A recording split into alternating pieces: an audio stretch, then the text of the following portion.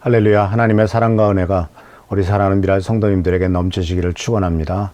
일주일이 참 빨리 가죠. 벌써 토요일입니다.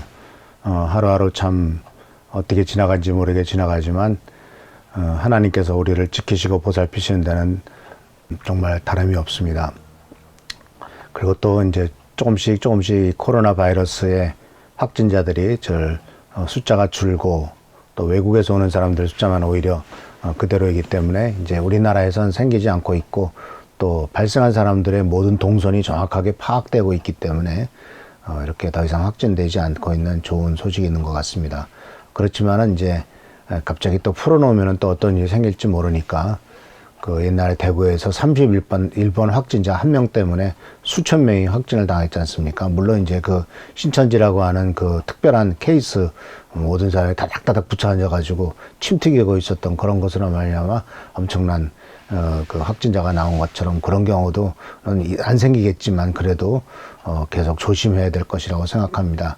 제가 계속 코로나 이후의 상황에 대해서 여러 가지 많은 것들을 책들도 보고 또한 레포트도 읽고 있는데 공통적인 의견은 바로 뭐냐면은 코로나 이전 세대와 이후 세대는 다를 것이다 라는 겁니다.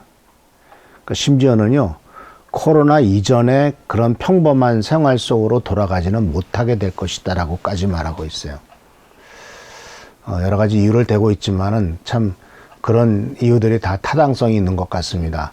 코로나 이전에 우리가 마음대로 살았던 그리고 정말 이 세상을 어떤 면에서는 하나님이 만드신 세상을 이 아름다운 자연을 착취하며 살아갔던 것 이런 것들이 다 드러나지 않았습니까? 그래서 코로나 바이러스로 말미암아 중국이나 또 많은 나라에서 이게 산업하는 그러니까 공장이 멈췄잖아요. 공장이 멈추니까 첫 번째로 나타난 현상이 뭐죠? 공기가 굉장히 깨끗해졌습니다. 대기질이 깨끗해졌고요. 사람들이 이제 가던 공원이나 또는 사람들이 많이 몰리던 관광객들이 몰리던 곳이 이제 가지 않으니까 오히려 이제 자연이 살아나는. 그래서 누가 이런 말까지 했더라고요. 우리는 그 보이지 않는 바이러스 때문에 고생을 하고 있지만 사실 그동안 인간이 하나님이 만든 이 창조물에게 바이러스 노릇한 거 아니냐. 하나님께서 보시기에 좋았던 세상을 공기로 오염시키게 만들고 심지어 하나님이 만들어 놓으셨던 그 엄청나게 좋은 태초의 물을 돈 주고 사 먹지 않으면 안 되고 심지어는 공기까지도 돈 주고 사서 마셔야 되는 그와 같은 이 세상을 만든 것은 결국 인간이 바이러스였음을 정말 쓸모없는 존재였음을 증명한 것이 아니냐 이렇게까지 얘기하는 사람들도 있더라고요. 하여튼 그 코로나 바이러스로 말미암아 이번에 많이 생각하게 됩니다. 여러 가지 많은 것들을 우리가 찾게 됩니다. 그래서 어떤 글에서 이렇게 됐더라고요. 코로나 바이러스는 우리로 하여금 더욱더 신약 시대로 들어가게 한다. 신약 시대 상황 속에 우리나라가 우리들의 신앙과 모든 것들이 들어가는 것 같지 않냐. 자, 우리가 정말 그 어떤 예배당은 수백억씩 들여서 건물을 지어놨습니다. 근데 코로나 바이러스 때문에 건물이 사용을 금지당했습니다. 자, 그렇잖아요. 우리 교회 건물도 지어놓고 이 바이러스 때문에 거의 2달 동안 물론 지역아동센터 애들하고 어린이집은 보육 때문에 몇 명이라도 10명이라도 오긴 오죠. 그렇지만은 찬양 준비하러 또 말씀 준비하러 금요일날 토요일날 잠깐 왔다 가는 것 그 말고는 그냥 항상 비어있지 않습니까? 그러니까 과연 건물이 필요하냐 이런 상황까지도 생기게 된단 말이죠. 그 이제 성도들이 이제 온라인 예배에 점점 익숙해진다면 물론 같이 모여서 사랑을 나누고 기뻐하고 같이 밥 먹는 거 얼마나 이게 귀중한 일인지를 더 깨닫게 되는 시간도 되기도 했지만 참 이것도 많은 어떤 도전이 아닐 수 없다라는 사실이죠. 그래서 어떤 문제가 생기고 힘든 일이 생겼을 때 그것을 우리가 어떻게 해석하고 어떻게 접근해서 받아들여서 이것을 좀 더 긍정적으로 나아가게 만드느냐 이것은 바로 하나님을 믿는 사람들이 선택해야 될 부분이고 생각해야 봐야 될 부분이 아닌가 생각하게 됩니다. 저도 이제 우리 성도님들에게 하나님께서 이렇게 예배도 못 드리게 되고 성도들과의 접촉도 좀 쉽지 않게 되고 했을 때 어떻게 이 성도들이 영적인 생활을 유지하고 믿음을 유지하고 하나님과의 관계를 계속 돈독하게 유지해 갈 수 있고 하나님이 주시는 힘으로 계속 믿음을 유지하며 살아갈 수 있을 것인가를 생각해서 이제 아침마다 한 20분짜리 이제 설교 말씀을 동영상으로 올리고 있습니다만은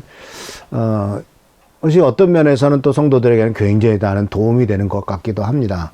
그래서 오늘 또 이 말씀을 준비하기 위해서 또 시간을 많이 들여서 또 말씀을 준비하고 그 생각해 봤어요. 보통 주일날 예배를 드릴 때는 제가 설교 준비를 하죠. 그 다음에 또 파워포인트 만듭니다. 그러고 나면은 이제 끝나요. 그리고 주일날 아침에 설교를 해요. 근데 이제 우리가 매일같이 이렇게 동영상 만들잖아요. 이제 우선 설교 준비합니다. 그다음에 녹음합니다. 그걸 파워포인트도 만들어야죠. 그 다음에 뭘 하냐면은 이제 편집을 합니다. 근데 편집을 하는 게 만만치가 않아요. 여러분, 우리 성도님들 느끼셨겠지만 처음보다 조금씩 편집의 기술이라든가 또는 이 여러 가지가 달라지지 않습니까? 그러니까 자꾸 좀 발전하게 되는 거죠. 편집해야죠. 그러니까 녹음하는 시간, 그러니까 설교 준비하는 시간, 녹음하는 시간, 그 다음에 또 편집하는 시간. 그 중에서 제일 긴 시간이 물론 설교 준비하는 시간이지만 그 다음에 긴 시간이 녹음하는 시간보다는 편집하는 시간이에요. 왜냐하면 화면을 갖다가 그러니까 예를 들자면 그냥 설교만 한 것을 쭉 보내면 좋지만 거기에다가 말씀을 올려야죠. 또 이걸 중간중간에 음악도 틀어야죠. 이런 것들이 다 편집을 해야 되지 않습니까? 그리고 또 이제 마지막에는 유튜브에 올려야 돼요. 유튜브에 올려서 올리는 거 편집하고 이제 컴퓨터 프로그램이 편집한 걸 가지고 이제 동영상을 만들죠. 그런 다음에 그것 가지고 다시 또 유튜브에 올립니다. 그러면 때가 되면 유튜브에서 상영이 되는데, 이제 방영이 되는데, 그때 또 유튜브의 그 링크를 어떻게 연결되는 걸 또 우리 최수정 천사가 먼저 다 듣고 그것을 링크를 걸어서 또 올려야 또 여러분들이 볼 수가 있죠. 그러니까 이게 전보다는 그냥 단계도 많아지고 시간도 많아졌는데 그래도 저도 매일같이 하나님 말씀 보고 준비하고 이같이 설교를 준비하고 또 어떻게 성도들에게 믿음의 생활을 유지할 수 있을까 이렇게 도움을 주는 것에 대해서 참 하나님 앞에 감사를 드리고 또 이것이 마땅히 제가 해야 될 얘기도 하고 또 그렇기 때문에 기도하면서 이런 것을 계속 준비하고 있습니다. 아마 코로나 바이러스가 이제 잠잠해지더라도 말씀 준비해서 올리는 것은 지속적으로 해야 될 것 같고 이것이 또 우리 성도님들과 우리의 교회 부흥 발전과 성도들의 믿음 유지와 또 하나님의 나라 확장을 위해서 크게 도움이 되리라고 생각을 합니다. 오늘 말씀은 이제 부활의 복음 증인의 6번째 시간이고 마지막 시간입니다. 그래서 오늘 말씀은 고린도전서 15장 12절에서부터 19절까지 나오는 말씀인데 제가 한번 읽어보도록 하겠습니다. 그리스도께서 죽은 사람들 가운데 살아나셨다고 우리는 전파하는데 어찌하여 여러분 가운데 더러는 죽은 사람의 부활이 없다고 말합니까? 죽은 사람의 부활이 없다면 그리스도께서도 살아나지 못하실 것입니다. 그리스도께서 살아나지 않으셨다면 우리의 선포도 헛되고 여러분의 믿음도 헛될 것입니다. 우리는 또한 하나님을 거짓되이 증거하는 자로 판명될 것입니다. 그것은 죽은 사람이 살아난 일이 정말로 없다면 하나님께서 그리스도를 살리지 아니하셨을 터인데도 하나님께서 그리스도를 살리셨다고 하나님에 대하여 우리가 증언했기 때문입니다. 죽은 사람들이 살아난 일이 없다면 그리스도께서 살아나신 일도 없었을 것입니다. 그리스도께서 살아나지 않으셨다면 여러분의 믿음은 헛된 것이 되고 여러분은 아직도 죄 가운데 있을 것입니다. 그리고 그리스도 안에서 잠든 사람들도 멸망했을 것입니다. 그리스도 안에서 우리가 바라는 것이 이 세상에서만 해당되는 것이라면 우리는 모든 사람 가운데서 가장 불쌍한 사람일 것입니다. 오늘 말씀의 주제는 부활의 과거, 부활의 현재, 그리고 부활의 미래. 거꾸로 말하면 과거의 부활, 현재의 부활, 미래의 부활이라고 하는 주제입니다. 과거의 부활, 이것은 바로 뭐냐면 예수님이 부활하신 거죠. 이미 2000년 전에 있었던 일입니다. 그래서 우리는 2000년 전에 있었던 예수 그리스도의 부활을 절기로서 부활절을 지킵니다. 그 사건을 계속 생각하고 다시 기억해내고 또 그것을 다시 축하하고 하는 이유는 바로 뭐냐면 틀림없이 우리들도 언젠가는 부활할 것이라고 하는 사실을 분명히 믿고 있기 때문에 그렇죠. 그런데 예수님의 부활은 이미 2000년 전에 일어났던 일입니다. 그리고 그 이후 누구도 다시 살아난 일은 없었습니다. 예수님의 부활은 과거의 부활이고, 그리고 현재의 부활은 인생의 전환점들을 저 사람 부활했어 라고 말하죠. 예를 들자면은 유명한 톨스토이의 부활이라고 하는 소설책이 있죠. 한 젊은 청년이 어떤 잘못된 생각에 사로잡혀 있다가 그 사람이 변화돼 가는 과정을 부활이라고 하는 책 속에서 아주 잘 그리고 있죠. 이것은 현재의 부활입니다. 그리고 앞으로 우리들 삶 속에서 정말 예수께서 재림하실 때 오실 부활, 죽은 다음에라도 우리가 죽은 후에 있을 것을 바로 미래의 부활이라고 할 수가 있겠죠. 그래서 오늘 우리는 이 현재의 부활, 과거의 부활, 현재적 부활, 그리고 미래의 부활을 같이 한번 생각해 보려고 합니다. 이미 과거의 부활은 예수 그리스도의 부활인데, 이 예수 그리스도의 부활은 이미 시편과 구약 성경에 시편 바로 16편 8절에서 11절에 예언되어 있는 것을 볼 수가 있습니다. 주님 참 감사합니다. 이 마음은 기쁨으로 가득 차고 이 몸도 아무 해를 두려워하지 않는 까닭은 주님께서 나를 보호하시어서 죽음의 세력이 나의 생명을 삼키지 못하게 하실 것이며 주님의 거룩한 자를 죽음의 세계에 버리지 않으실 것이기 때문입니다. 이게 시편 16편에 나오는 예언인데요. 이 예언을 나중에 사도행전에서 베드로가 이 말씀을 다윗의 말로 인용하면서 예수 그리스도의 부활이 구약에 이렇게 예언되어 있다라고 말씀하고 있죠. 또 그뿐 아니라 예수님 자신도 당신의 부활을 예언하셨죠. 마태복음 20장 17절에 19절에 보면 예수께서 예루살렘에 올라가셔서 보아라 우리는 지금 예루살렘에 올라가고 있다. 인자가 대제사장과 율법학자들에게 넘겨질 것이다. 그들은 그에게 사형을 선고할 것이며 그를 이방 사람들에게 넘겨주어서 조롱하고 채찍질하고 십자가에 달려 죽게 될 것이다. 그러나 그는 사흘째 되는 날에 살아날 것이다. 예수님께서는 자기 자신에 대한 부활을 이렇게 예언을 하셨습니다. 이와 같이 구약의 예언과 예수님 자신의 예언이 있는데 누가복음, 마태복음, 마가복음에 각각 다 예수님께서 자기 자신이 부활할 것을 예언하신 것을 보게 됩니다. 그리고 이 부활의 예언은 성취되죠. 그것은 예수님께서 부활하셨다는 사실을 복음서에 다 잘 나오고 있고, 그뿐만 아니라 사도 베드로가 사도행전 2장 29절에서 33절의 말씀 속에서도 예수 그리스도의 부활을 얘기를 하고, 아까 말씀드렸던 대로 시편 16편에 나오는 말씀을 인용해서 그리스도는 지옥에 버려지지 않았고 그의 육체는 썩지 않았다 하셨습니다 라고 이렇게 말씀하시면서 32절에 이 예수를 하나님께서 살리셨습니다. 우리는 모두 이 일의 증인입니다. 하나님께서는 이 예수를 높이 올리셔서 자기 오른쪽에 앉히셨습니다. 그는 아버지께로부터 약속하신 성령을 받아서 우리에게 부어주셨습니다. 여러분은 지금 이 일을 보기도 하고 듣기도 하고 있는 것입니다 라고 오순절 다락방의 성령 강림을 통한 그 놀라운 역사, 특히 방언과 많은 사람들이 깜짝 놀랄 만큼 여러 나라의 말로서 자기 하나님의 역사에 하는 역사적인 사실을 듣게 된 사실을 대해서 이것을 예수 그리스도의 부활의 증거다라고 이렇게 연결지어서 말씀하고 있죠. 이것이 바로 예수 그리스도의 부활에 대한 그 증인들에 대한 얘기입니다. 그뿐만 아니라 이게 베드로의 증언이었다면 바울의 증언이 있습니다. 고린도전서 15장 4절에서부터 8절까지 나오는 6절까지 나오는 말씀 이렇게 말합니다. 무덤에 묻히셨다는 것과 성경대로 사한 날에 살아나셨다는 것과 게바에게 베드로에게 나타나시고 다음에 12제자에게 나타나셨다고 하는 것입니다. 그러니까 부활하시고 난 다음에 베드로에게 12제자에게 나타나셨고 그 후에 그리스도께서는 한 번에 500명이 넘는 형제들에게 나타나셨는데 그 가운데 더러는 세상을 떠났지만 대다수는 지금도 살아 있습니다. 이 고린도서를 썼을 때, 고린도에 보내는 편지를 썼을 때 아직도 예수 그리스도의 부활하신 예수 그리스도를 만났던 사람들이 살아 있다. 이 표현이 참 재밌죠. 6절에 보면 한 번에 500명이 넘는 형제들, 또 꼭 형제라고 말하니까 아마 여자들까지 포함하면 더 많을 수도 있었을 것입니다. 자, 그래서 이제 첫 번째로 우리가 생각하는 것은 첫 번째는 바로 뭐냐면 과거의 부활은 예수 그리스도의 부활이고 이 부활은 거짓이 아니라 진실이며 이 부활에 대해서 베드로도 증거했고 바울도 증거했고 수많은 사람들이 예수 그리스도의 부활에 대해서 증거했다라는 것이죠. 자, 이 과거의 부활은 우리가 믿느냐 안 믿느냐 하는 믿음의 대상입니다. 하나님이 역사하신 것을 내가 믿습니다. 예수님의 부활을 믿습니다. 이거 믿음의 대상입니다. 두 번째 부활은 이제 현재적 부활이죠. 그런데 이 과거의 부활은 예수님의 죽으심과 부활이라고 하는 것을 믿음으로 받아들이는 것이지만, 현재 부활은 그 과거의 부활을 믿음으로 받아들인 것을 내 삶 속에서 실천함으로 내 삶이 변화되는 것을 말하고 있습니다.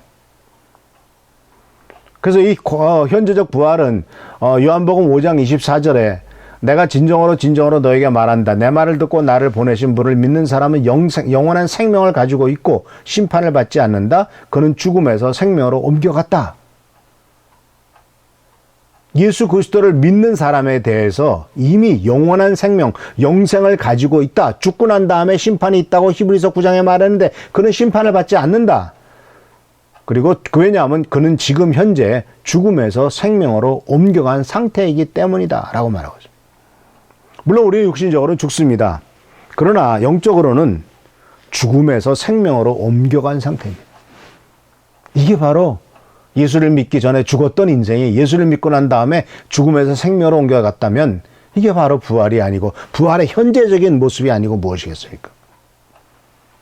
그래서 바로 이 베드로전서 1장 3절 5절에서도 뭐라고 말하고 있냐면, 우리 주 예수 그리스도의 하나님 아버지께 찬양을 드립시다. 하나님께서는 그 크신 자비로 우리를 새로 태어나게 하셨습니다. 그래요, 그는 죽은 사람들 가운데서 예수 그리스도가 부활하심으로 말미암아 우리로 하여금 산 소망을 갖게 해주셨으며, 그러니까 예수 그리스도의 부활은 지금 현재적으로 우리들에게는 산 소망으로 드러나고 있다는 것. 썩지 않고 더럽히지 않고 낡아 없어지지 않는 유산을 물려받게 하셨습니다. 이 유산은 여러분을 위하여 하늘에 간직되어 있습니다. 그러니까 우리가 이 세상 살아가고 있죠. 우리의 유산은 이 땅에 있는 것이 아닙니다.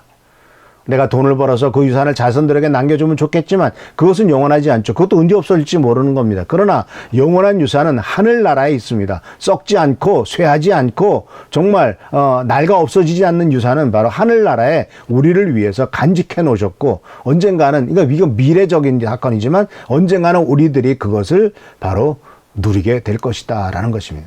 하나님께서는 여러분의 믿음을 보시고 그의 능력으로 여러분을 보호해 주시며 마지막 때 나타나기로 되어 있는 구원을 얻게 해 주십니다.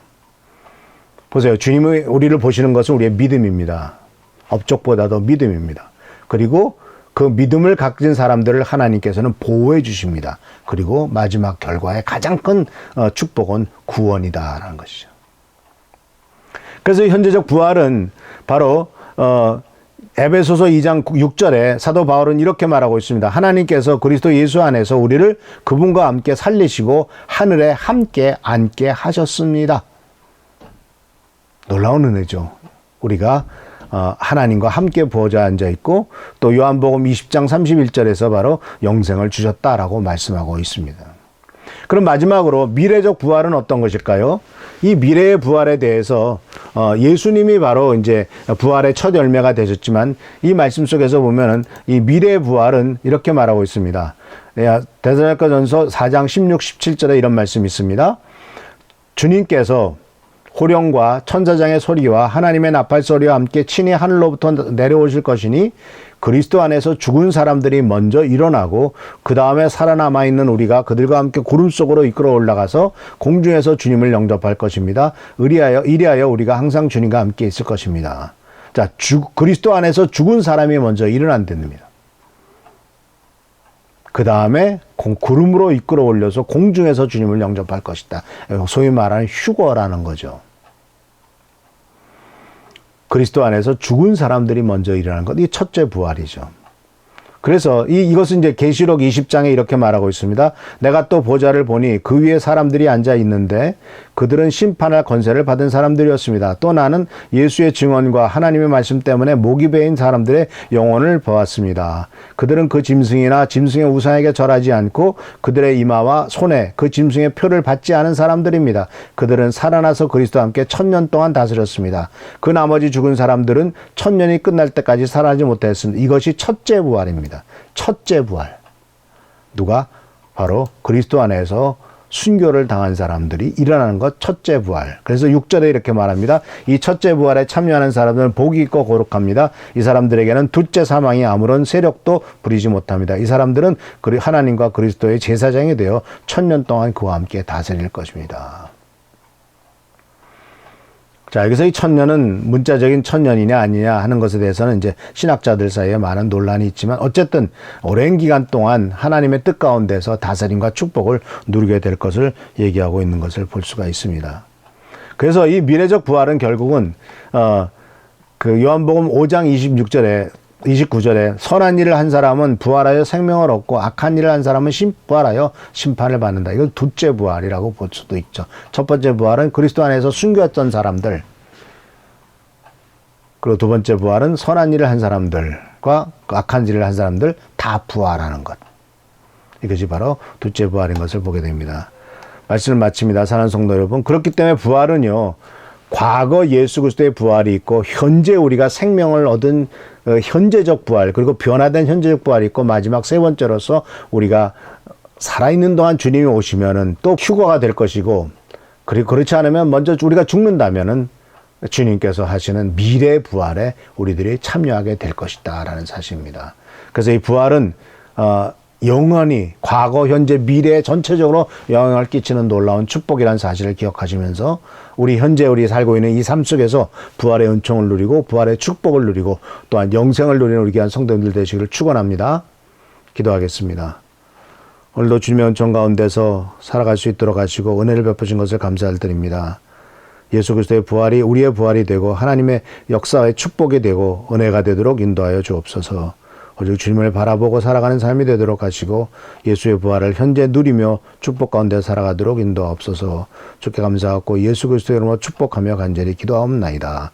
아멘. 이 부활의 은총을 과거, 현재, 미래의 부활의 은총을 누리며 승리하는 여러분 되시기를 축원합니다. 감사합니다.